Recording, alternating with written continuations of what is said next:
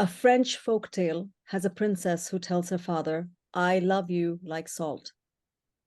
Angered by the seeming slight, the king banishes her from the kingdom, and only years later, when he is denied salt, does he realize its value and thereby the depth of his daughter's love. The essence of salt, like love, is that it does not change. And it is because of this sense of immutability, this sense of permanence, that salt is present in many, many religions. For example, in Christianity, salt is associated with longevity and permanence in the form of truth and wisdom. So we have holy salt, it's called sal sapientia, the salt of wisdom.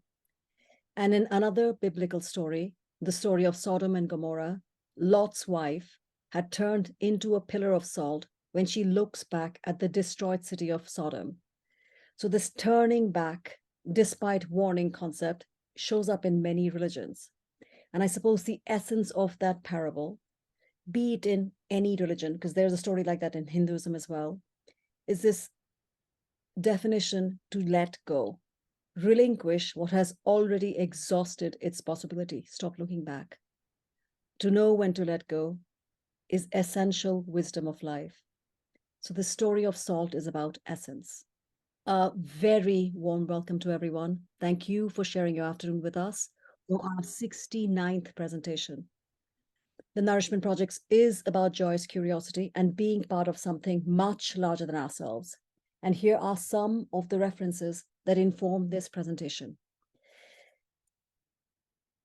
Today's narrative will drill down from the macro to the micro. So this drilling down both literally and figuratively, because here we see drilling into mines throughout history to acquire salt. The pink colored salt guides us that this is in the Himalayan region. That's where we get the Himalayan pink salt. And the salt is colored pink because it's high in magnesium. And since this is literal, figuratively, drilling down from the larger evolutionary story that our life began in the salty sea. Billions of years ago, when the primal ocean contained essentially what was salt electrolytes and oxygen, only then could primitive life develop, and our ancestors then eventually moved from the ocean to land. And our mammalian blood is salty. That's one of the reasons sharks don't like to eat human, because our blood isn't sweet. Good to know. I'm not going to test that theory though. But truth be told, most of our bodily fluids, be it amniotic, sweat, tears, or semen, is salty. Our electrolytes, and this again are that which charges our muscular movements, is dependent on salt. And in life, equanimity, a balance is critical. There has to be a balanced salt composition in our body for us to function well. And salt is tricky, especially when it comes to salt water. If we drink salt water, highly not recommended, and we all know the adage, where salt goes, water follows. So if one drinks salt water, the sea water draws water out of our cells and we die of dehydration. So imagine that, water everywhere, nary a drop to drink, a sense of loneliness. So drinking salt water will kill you from dehydration. So salt, again, is an essence of life, rather like the other two modern essences, death and taxes. And these two will be the framework for today's presentations, because salt is so ubiquitous in our lives, in every aspect of life. I had to think, how do you curate this? So we start with death. The first of the two categories in our story of salt is going to begin by viewing death through the lens of preservation. Nature abhors a vacuum, and death arrives when life is not preserved. In Eastern religions, the essence of life, like salt, is that it does not change, and that appearances can be deceptive. So just like when you dissolve salt in water, it doesn't disappear, it's just in a different form. Death, from the Eastern point of view, is a transformation. in that the energy that is life does not change. In death, you change forms. So this concept of that the energy of life is preserved is vital in the concepts of Eastern religion. Again, for us, death is a transformation. And the easy way to view that is to see especially it's timely now, autumn leaves fall, they compost, and they return as the verdancy of spring. So like leaves, like salt, shapes dissolve, transform, but that essence, that energy that is life does not change. Very simple truth. Death arrives again when life is not preserved. And so the ancient Egyptians valued preservation. Not only does a balanced salt composition keep us alive, salt has been used to preserve life in the vessel called death. So salt is essential in the mummification process. And geography matters because where is all this preservation happening? So in eastern North Africa's vast desert, ancient Egypt was crammed into the fertile green passage along the few miles of banks along the Nile River. You see it in the inset. North Africa is very desert-like now. It didn't used to be, but it is now. So, but even before the pharaohs and the Egyptians that we easily imagine in our mind, even before that, like this is a 5,000-year-old corpse. And as you can see, this is not a mummy. This is a well-preserved cadaver, and this is from one of the earlier burial sites around Egypt. And it is surprisingly well preserved because it was out in the desert sand, which has salt. So these cadavers with flesh and scale were found in the deserts that were in the border edges of Egypt's fertile land. Again, the importance being it was dry, it had sand. Hundreds of years before the first pharaohs ruled, this man, because this was a living creature once, this man lived around the fertile floodplains of the Nile. He was brutally stabbed in the back and left for dead sometime around his 20th birthday, so effectively a child. He was buried in a small, shallow grave with simple clay goods and covered with sand. To the Egyptians, again, a dead body was the vessel containing earthly life to the afterlife. So it's connecting the life as we see it to the life in the afterlife. And so they provided rations for the everlasting. And they recognized the value of being preserved in the heat because they knew that the bodies decayed in coffins when they were not exposed to the hot, dry sand. And so to ensure that the body and life in general for them was beautifully preserved, even in our idea of death, the ancient Egyptians embalmed their dead. And they started by washing the body. The internal organs were removed, and these organs were packed with salt to remove all the moisture. And so the dry, salty desert sand protected the dead bodies and preserved the flesh. And the salt was also used to preserve what was offered to maintain daily living in the afterlife. Food matters because food preserves life by sustaining it. And food mattered to the Egyptians greatly. For today's narrative, we are including the preservation of food. And you can easily know pickling, all of that, all use salt. Egyptians are river people, and so they ate fish. Egyptian tombs normally have two parts, one below ground for housing the corpse, and the area above for the offerings of food. And copious quantities of food were left as offerings. Elaborate funereal feasts were held in these places, and remains of food found in the tombs before 2000 BCE, BCEs again before current era, include quail, stewed pigeons, ribs of beef, kidneys, barley porridge, wheat bread, stewed figs, berries, cheese, beer, wine, and fish. Preparation of cattle and fowls, descriptions and drawings of them, they were depicted, they adorned the Egyptian tombs. And like on the right, you see, as they are showing for the bowl, ducks, geese, quails, and pigeons were also being displayed salted, and put into large earthenware jars, as you can see over here. What was happening to the cattle happened to the rest of the fowl as well. Preserved by the river Nile, Egyptians ate fish, many varieties, carps, eel, tigerfish. So the ancient Egyptians may have been one of the first to cure meat and fish with salt. And because ancient Egyptian religious leaderships believed pigs carried leprosy, pigs were never depicted on the walls of tombs. Curing salt preserves the flesh, for salt absorbs the moisture in which bacteria grows. What's interesting for me, many other things, that kosher salt, because there are so many types of salt, kosher salt isn't blessed. It's called kosher because once you sprinkle it on the meat, it draws the blood out. Hence, it takes all that blood and liquid out and it makes that flesh kosher. So by itself, it doesn't do anything. It's not blessed salt.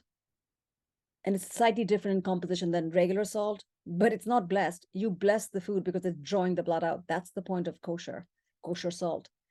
Anyway, so the curing process, because it's drawing out the water, hence the bacteria is being prevented from growing in there. The curing process kills bacteria. So another ancient culture who preserved fish in salt was the Chinese. And throughout the long history of China, for the Chinese, sprinkling salt directly on food has been a rarity.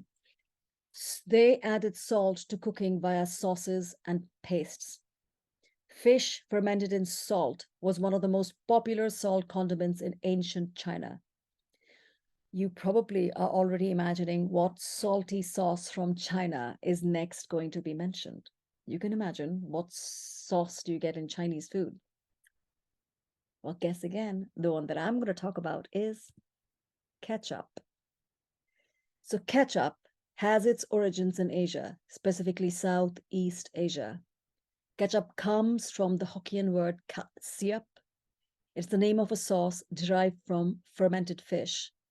It is believed that traders brought this fermented fish sauce from Vietnam and they brought it to southern China. And the Chinese merchants brought this sauce with them to Malacca, in the Straits of Malacca, when they were trading. And so the Malay word for this sauce was ketchup. And so Malay Peninsula, all of that, where the British were there to get, of all things, nutmeg. So the British picked this up, the colonists there, and then they popularized it around the world as, you guessed it, ketchup. Ketchup becomes ketchup.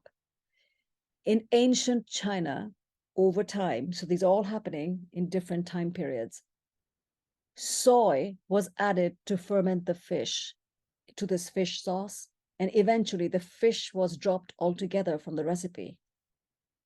And in the 6th century, the Chinese Buddhist monasteries and their missionaries implanted both the religion and the soybean in Japan.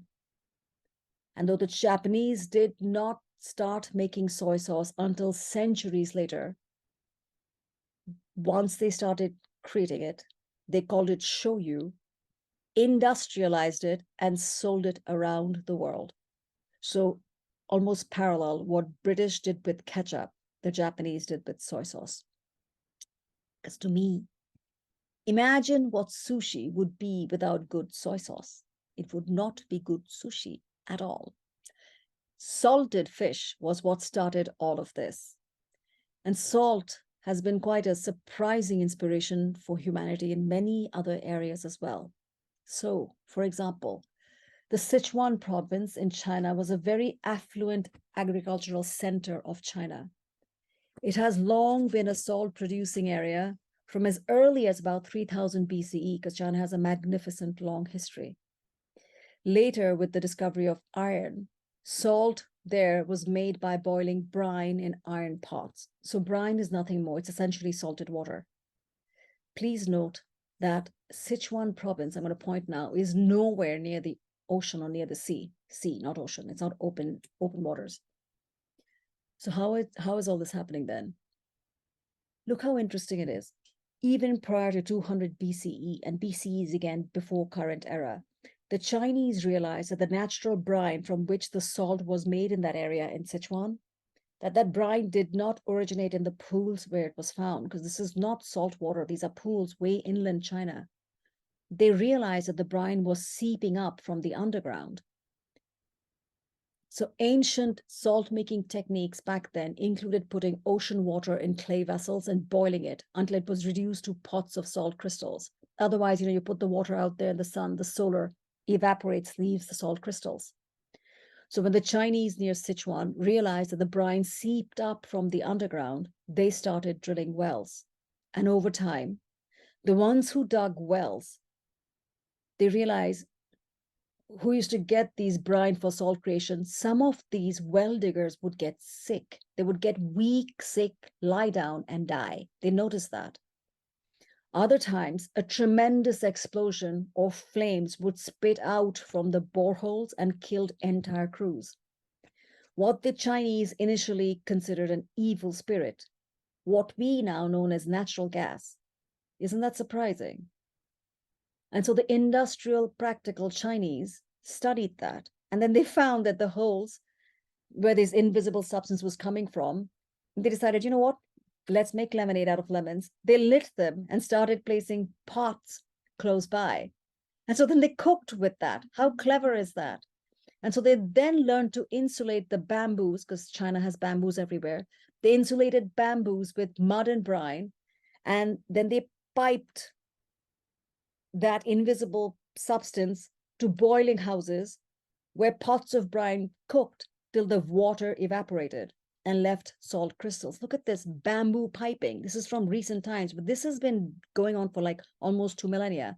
So just imagine that by 200 CE, this is current era, almost 1900 years ago, the Chinese heated iron pots by gas flames. This is the first known use of natural gas. And these are during times when Europe is barbaric and whom we now address as Europeans were living in squalor. So when in the history that is often taught, they say Europe was in the dark ages, it was dark only in Europe. Because around these times when all this is going on in China, London, remember, is a cesspool. And I think it's really important to have the correct lens in life and correct the fallacy that science is a Western product. It is not. Again, our presentations are not all encompassing. It's Catholic in the real sense. It's very open, very universal. And they're mainly given to inspire curiosity. Be curious. I get everything off the internet. I also double check the library, but it's fascinating. And so salt production was critical in spearheading hydraulic engineering, canal building, because they needed the canals to carry the ships for salt to trade, because salt was currency. And look at this canal building. All that was inspired by salt because of economics for trade. More than a millennia later, look what happens. In 1825, the Erie Canal was one of the first navigable highways connecting the Atlantic Ocean to the Great Lakes. Why? Again, for salt transportation, among other goods. It was built vastly to reduce the cost for goods transportation across the Appalachia. So history repeats. It's actually wonderful. So back again to China, the Chinese salt producers developed advanced drilling techniques like percussion drilling, during times, again, where Europe barely had the idea about hygiene. They just didn't have all this plumbing stuff. So correct perspectives are important, and salt is quite an inspiration. And hopefully today's narrative will kill many proverbial mental bacteria that we sometimes harbor thinking, oh my God, what is this? Many things go on in the world. And that's one of the jobs that I love doing, learning about in the Nourishment Projects. So drilling for salt came to the West centuries later. And they made those regions in Europe very, very wealthy. An example of salt mining in Europe is Wieleczka, Poland, near Krakow. So these mines have become tourist attractions. And from around the 17th century, the miners used to carve out statues depicting saints and biblical scenes in these underground halls. They probably prayed that they didn't die in there. And look, everything in here, there's an entire chapel there. These gigantic chandeliers, underground chandeliers in these chapel rooms are entirely made of salt. Everything is carved out of salt. This is a UNESCO World Heritage Site. But look at the humor. Once the communists took over Poland in the 20th century, the miners were encouraged to explore different themes. And so that's what they did. So they started sculpting fantastical creatures like gnomes and fairies. No more Christian themes in there.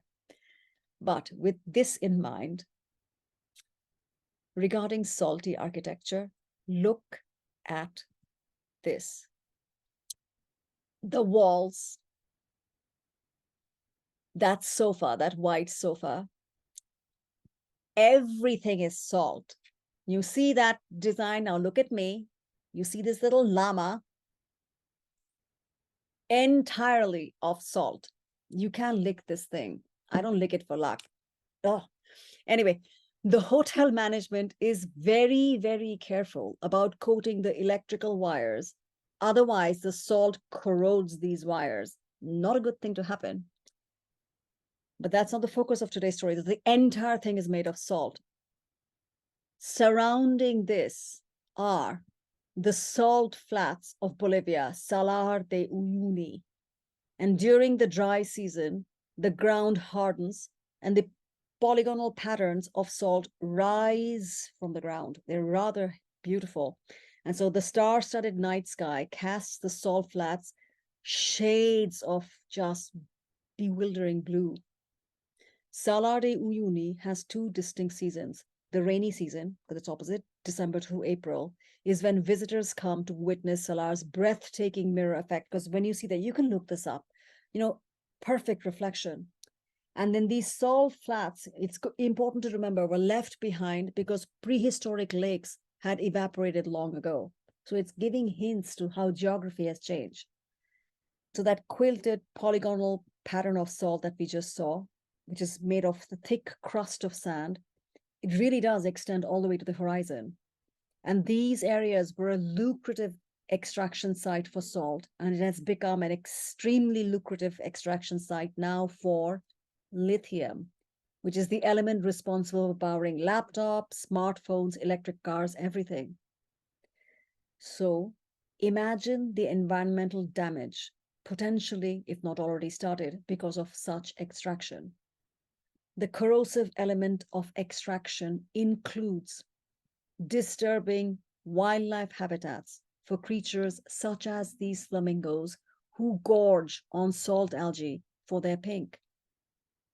In the nearby Atacama salt flats also, the Andean flamingo, one of the rarest birds in the world, need to be preserved as well. Because all of these salt flat areas, lithium is in there. And it's not just about preserving that which looks so loving and, just so gorgeous to look at and great. All creatures, great and small, such as that tiny Puna plover. That tiny bird loves saltwater marshes and deserves our protection. We are stewards, actually not that hubris that we are stewards is awful. So the bewitching fauna, in the mere fact that plants survive in this hostile environment, salt, there's no water in the ground. Imagine surviving these and these mossy looking things. We had covered this in the presentation of forest. There are hundreds, almost, some of them are like 600 years old. They have been around for a long, long time. Salt is fascinating. And not just this, longer yet, older, everlasting beauties to gaze at reverentially from these salty regions of the world. And one can also bow down our heads to admire the beauty of salt in so many ways. And so if you wish to fly like the flamingos are doing, let's now fly across the Atlantic to northeast of Africa's Kalahari Desert. You can see it on the onset here, and southeast of the Okavango Delta, there lies one of the largest salt pans in the world.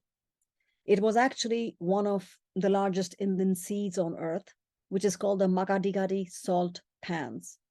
And so for much of the year, the salt pans glimmer, which you can see. That's why I'm showing you this pictures from NASA.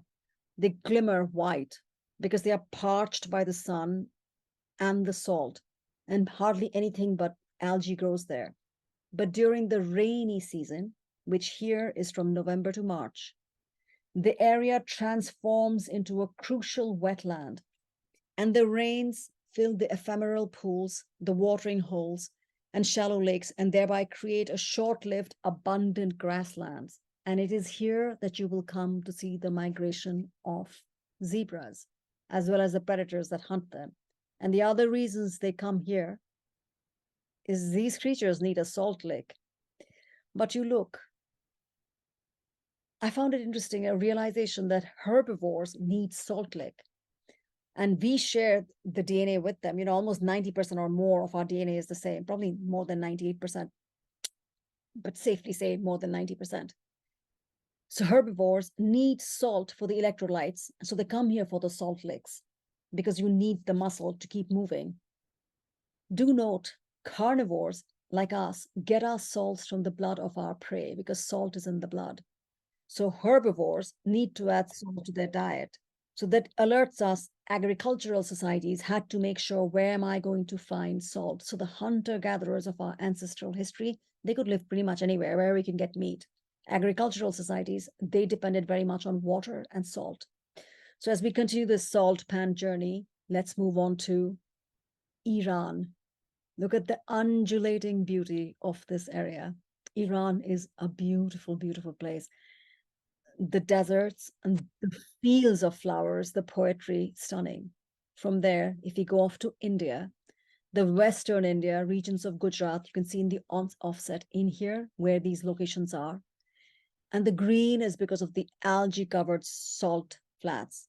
And what's important that this area of Gujarat, this is the India's main source of sea salt area, sea brine, lake brine, subsoil brine, and rock salt deposits.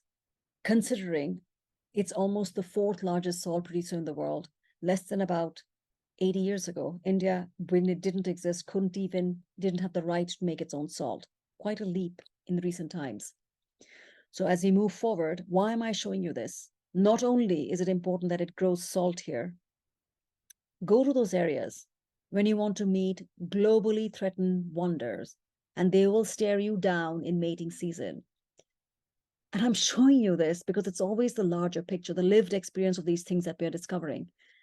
And I really hope if salt does preserve, it needs to preserve our kin like this. Moving on from India, China, and salt glaciers. And these formations have red tones because they contain significant amounts of iodized iron minerals. And from here, if we continue going east, off to Western Australia, this bubblegummy pink Lake Hillier gets the color because it's saturated with large amounts of salt. From Australia, go further away, onwards to the salty sunset in Utah. And if you go further south towards California, actually, to the multicolored palette of the Cargill sand ponds. It's important to remember that these salt pans are not being used anymore. They're left environmentally protected, thank God. Look at the palette colors that make the salt ponds beautiful. Is created by a very complex ecosystem. Because on a larger scale, the bigger California bear, that is the 19th century gold rush, induced demand for salt on a large scale because salt was needed to extract gold and silver from raw ore. The microorganisms that are in these salt pans affect the salinity of the ponds and change the hues because of that. And as the hues change, the look changes. In mid to low, like mid salinity ponds, the green algae is predominant, giving its water this greenish, deep cast. In other areas, these evaporation ponds, even the ones that don't have color, they have a purpose because these pond areas now provide habitat for over 70 species of birds. But nature's beauty unfailingly surpasses as far as I'm concerned. I mean, look at these. What this brought to my mind, if you zoom in now, this reminded me of, I doubt Rothko was inspired by this, but somehow or the other, how can you not put these two in mind? And so from orange to red, we're now in Africa, Tanzania's Lake Natron, which is actually named for the natron, which is sodium carbonate decahydrate. Because there's 10, the way that their structure is broken down, deca. Because this is left after evaporation, the bed looks completely red. So continuing our voyage of discovery to other salt-dependent geographies, we are now going to go to Mozart land. You're like, what on earth are you doing? Well, the hills are indeed alive with the sound of music, because where is this? Salzburg. Literally in German, Salzburg, salt mountain, just as iceberg, ice mountain. So now you know the economics that drove the formation of this place. So etymologically, along with Salzburg, the suffix hal, which comes from the Egyptian term for salt, is used in places you won't expect. So people from East German salt bed, Halle, and also from the southern Poland area, Halleck, Austrian Hallstatt, these are all salt people. Another one, Hallien, Austria, because there are salt mines nearby in the mountains. But look at this. The mountain from which they get their salt is called Celtic Mountain. That's right, Celtic, what you assume associated with Ireland. So the word Celt, and I know Penelope Bingham will enjoy this, is from the Greek word keltoi, meaning one who lives in hiding or under cover.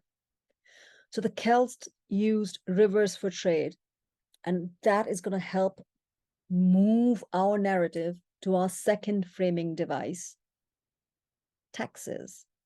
Because taxes, as far as I'm concerned, is associating with wealth and economy and currency. Trade is essential for that.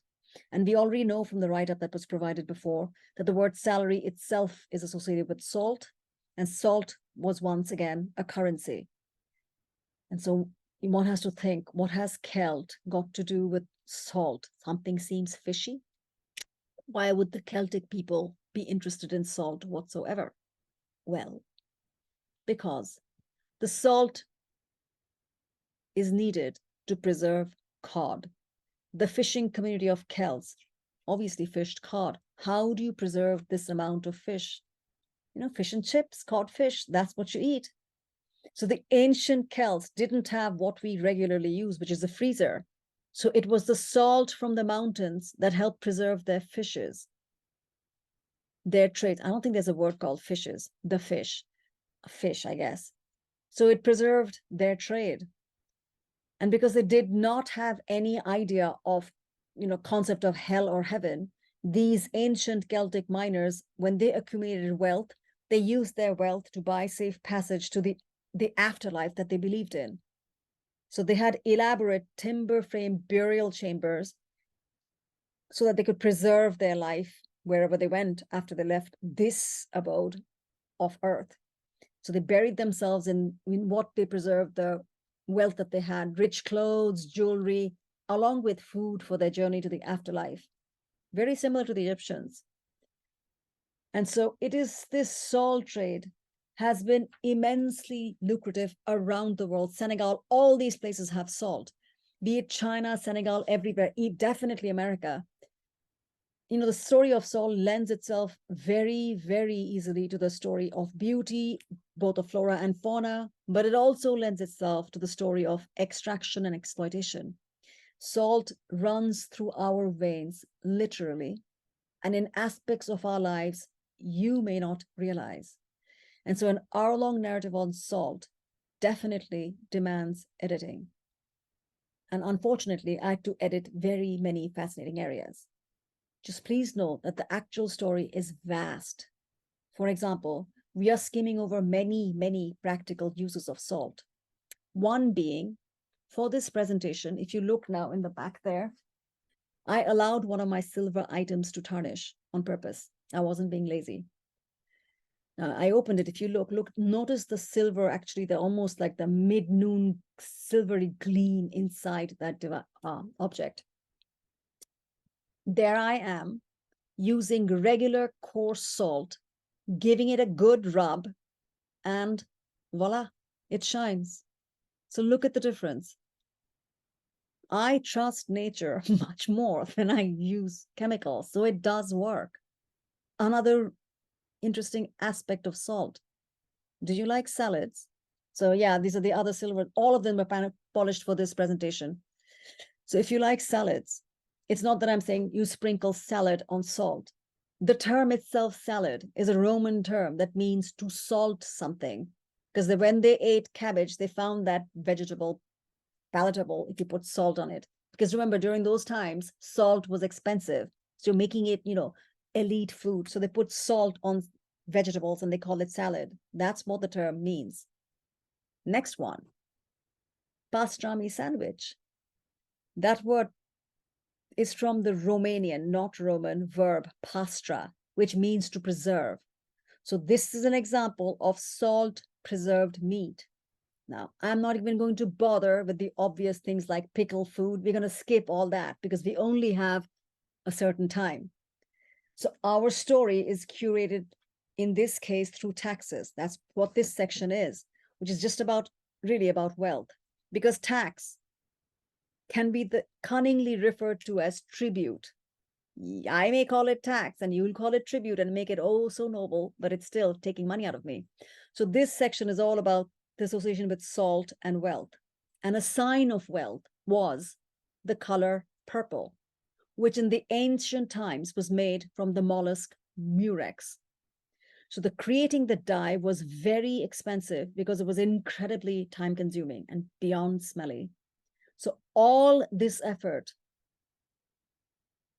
to create this dye, to adorn royalty, to clothe kings and princes. Remember the song Purple Rain? Well, I like to have a sense of fun. I think he sang Purple Rain, right? So where is that saying? When it rains, it pours. I didn't quite know what that meant. But as far as economics is concerned, there's a very easy application of that sentence. When it rains, it pours. Because who in Chicago does not know the Morton Salt brand? Literally, when it rains, it pours. That's their brand. That little Morton girl has evolved her looks since 1914 when she first popped up. And here's why the pouring matters.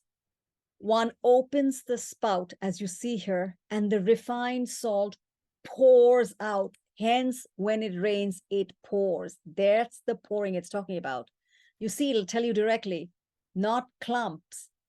We forget that salt came very, very differently before. I mean, we eat chocolate all the time, but chocolate first came through during the wartime. It was very unpalatable then. It's evolved since. Salt, true as well. So as shown in this advertisement, Morton Salt promised that it didn't get hardened or they wouldn't cake together. So imagine the precise art of baking if one couldn't be precise of salt. I know someone who is now baking and making cookies. What if you couldn't measure your salt and you had to say 2 lumps of salt? I would not eat your cookies, although I will take just about anything you give me. So instead of bewildering lumps of salt, it's useful to have salt pour out. That's what this is. And little Miss Morton, she has changed over the years. Look at how different she looks. And the latest version came in 2014 in the 100 years. And this is what she looks like. Look, there she is pouring out the salt as she goes along. And this is also reflected in the carton. And what I would like to focus on now is the term iodized, because it matters. We seem to forget how science protects us from diseases because we take it for granted now. Goiter is a thyroid issue. This area would swell up. And it used to be prevalent in the Midwest. It was a huge goiter area. Children, like almost 20 to 70% of children were born and had goiters. So a physician from Michigan, Dr. Cowie, realized that adding iodine to the diet helped prevent goiter. And so the man spent 2 years lobbying to add iodine to salt for he correctly assumed that was the quickest way to adding it to the diet of everyone, put it in the salt. Everybody eats salt. And so after 2 years of lobbying, the local Michigan salt companies were legislated to add iodine to salt. And once Morton acquired those companies, Morton took that concept of adding iodine to salt nationwide. I was surprised. Did girls not get goiters? Did the dog get goiter? It's kind of fun to see these ads and be like, what's going on here? But anyway, so the goiter due to lack of iodine is globally a regional issue. There are areas in the world that did not get goiter because, especially if you're living by the sea, the salt is in there. So, and the implications of that might surprise you. For example, the Myanmar population, especially in the tribal regions, have thyroid issues. Myanmar was once known as Burma and neighbors China. And the border trade between the two countries, especially in these areas called MUs, the crossing alone is worth about $3.4 million per day. And this is pre-COVID. $3.4 million is a lot of money when you convert it to their currency. And so this is cash-based trade in narcotics, precious stones, because Burmese rubies are lovely, and they pose a huge threat to law and order. What else is traded?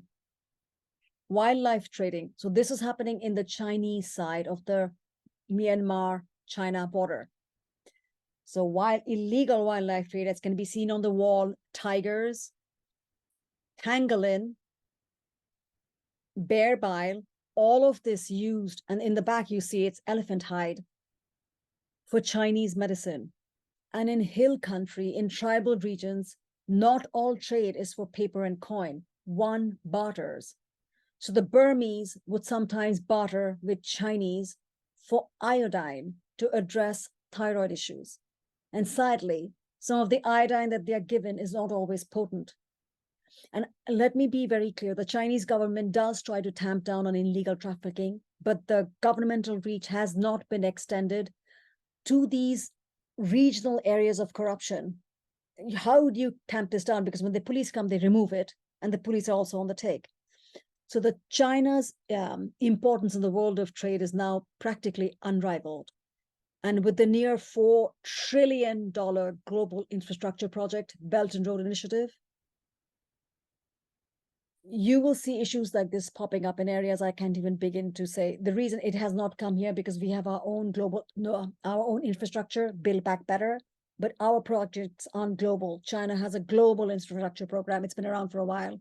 But this is historic, right? Because the Belt and Road Initiative is the modern version of the Silk Roads. A traveler on the Silk Road in 12th, 13th century is Marco Polo. And I am going to be very restrained and not start cooing about the beauty of the texts. But look at this beautiful thing. That's all I'm going to say. Okay. Marco Polo's accounts were viewed for a long time with suspicion because it said nothing about Chinese noodles, pasta. They had nothing about printing. Chinese had been doing printing for a long time because printing at that time of Marco Polo had not been going on in, Gutenberg press had not been discovered. So people were surprised, why would he not write about printing? But what Marco Polo did document very well was China's salt production, their salt cakes. Why? Because this would have been of deep interest to the Venetian merchants' readership, because Venice reaped fortunes through salt. They controlled salt. They almost subsidized it so that they could get a complete monopoly on spice. It's really fascinating how all this happens. And I'm going to skip the section, but I'm going to make sure that salt cellars. Salt was a sign of wealth. Nobility showed that they were wealthy through their salt, the salt cellars in which they kept salt. And there are many staggeringly beautiful salt cellars in the museum. I'll skip those and focus on the meaningful ones, such as this one that was recently returned to the Jewish family from whose ancestors it had been taken. When they returned them, they very carefully, cleverly worded as involuntary loss of property. Mull over that sentence. Anyway, I doubt the Nazis were waiting for volunteering, give me your treasures. During World War II, The Allies found 6,577 paintings, 137 sculptures, 484 crates of other art stored in salt mines because they preserved these things, right? Preservation put to wrong use. Coins, books, furniture, many other such things were hidden for the Fuhrer's library for a man who apparently read. He was an ignorant donkey. He thought he would hide it in there and then come back. Luckily, he didn't. So all of this was hidden in the salt mines.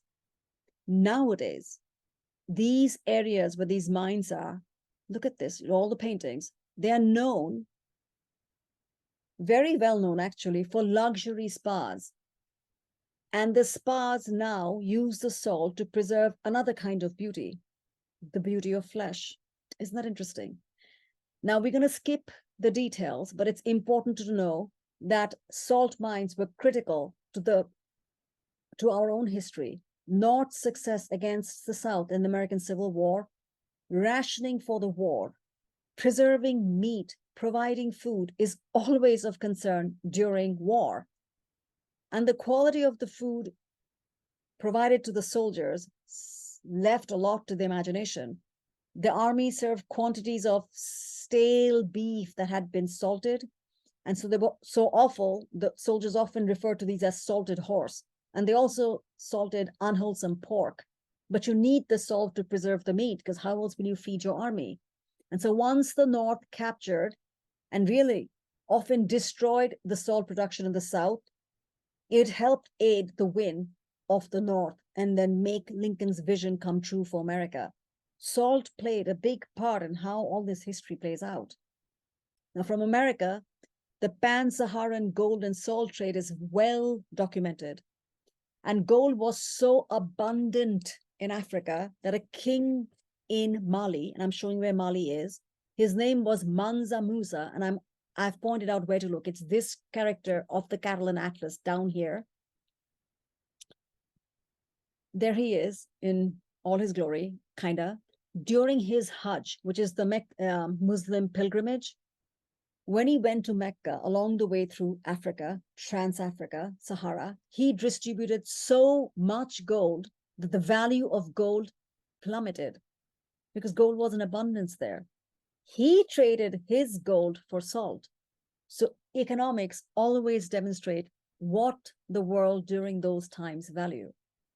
We will not always be valuing oil, I promise you.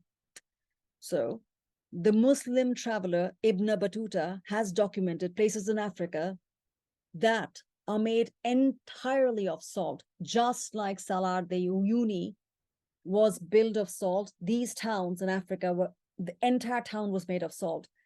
So these towns no longer exist. Over history, they've been decimated.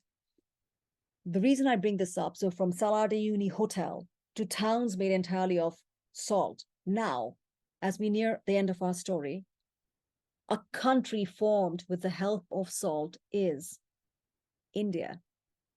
A salt-related event thousands of miles away in 1930 made it to the New York Times paper. And so this is 1930, pre-independence India. So the article documents, you don't have to read this, it's a non-violent march to protest a British salt tax. It was led by Gandhi, thousands of people walking a little bit more than 200 miles to abolish the salt tax, pretty much to have the right to create salt by evaporating salt water to get salt. So Gandhi's non-violent raid, so you see the term itself, non-violent raiding is an oxymoron. That was his 1930 salt march. It's important for me that people realize that that even though he's most associated with the nonviolent movement, the civil disobedience movement, that movement that had then inspired Martin Luther King, Gandhi had been inspired by Thoreau. Credit should go that global education matters. We are always learning from one another globally. That is so very important, this eternal voyage of discovery, to look beyond myself, to look beyond each of us is crucial for us. So Gandhi's non-violent revolutionary movement, what was it?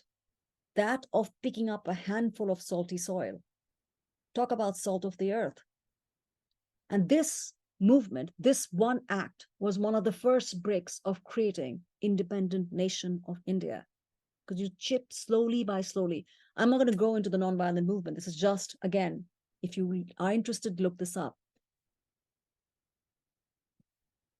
Salt, really, I hope it gives you a flavor why this is so. It is really a small thing, but like love, its essence does not change. And I hope you took things away that mean something to you, because I want to share something that means immensely to me. And I think this is the right time to do it because it's November. So I'll quickly go over the upcoming topics for 2024. And the dates will be sent to you, so don't worry. This is just going to give you what we're going to be doing. In January, we'll be doing cover stories, book bindings. February, myth making. March, the story of glass, fragile. April, fish. May, mirrors. June, caves. July, wood. I'm a big fan of Grinlin Gibbons. August, bridges. September 2024, lunar, because one howls at the moon, right? I didn't think putting up a picture of a moon was at all interesting. October, feline. November, melons. You will hear an hour presentation of melons. And you know why I picked it? Because I actually dislike melons. I figured what one way to not dislike it, but to learn more about it. And December, currency. And here, before we go, I want to do the crux of the story of salt. I hope you're here, Jack. The Nourishment Project's NFP is the non-profit version where we volunteer our educational things to institutions in Chicago and elsewhere. I turned 50 this year and I went to visit somebody you all seen in here, Jack Andrews. And Jack, he gave me one of his books. It's one of my prized possessions of my life now. I shared the book with students I work with. There they are, Jack, admiring what you were kind enough to give me. They admired the printing, the handbook, children who are used to reading stuff on iPads. And look, your book plate that you earned this, won this in 1941 because you're such a smart man and that you gave it to me. I will treasure it. So this book was called The Jungle. The story is The Jungle Book. And then we took some of these children to see the Jungle Book performance, the Jungle Book reimagined by Akram Khan at Harris Theatre. And here on the first production day, here is the president of Harris Theatre, Lori Diamond, afterwards, taking the time at 10:30 at night. And she has a family and children, takes the time to go and share her passion for her work to inspire children here. Here is how I think Chicago is a fabulous place. We feed off each other. We help each other. The essence of salt, you flavor each other's life. This is the time of Thanksgiving. I want to thank all of you. Because of you, you encourage me to go on these rabbit trails. I meet people like Jack. I love you. I love you like salt. People like Lori Diamond who pour themselves out. Harris Theatre sits and can you imagine a president of some other institution coming out at 10:30 at night on an opening night to give a tool to children to inspire them? Like, do you like production? How do you do production? This is not talking about how do you dance. This is about the nitty gritty details of production. All of this possible because people care. And I care deeply about you. I hope you realize that. So there she's talking to the children. It was just marvelous. I want to again thank you for having taken the time and join us. I hope you found something worthwhile in the presentation. And as always, I wish you joy. I'm going to stop sharing.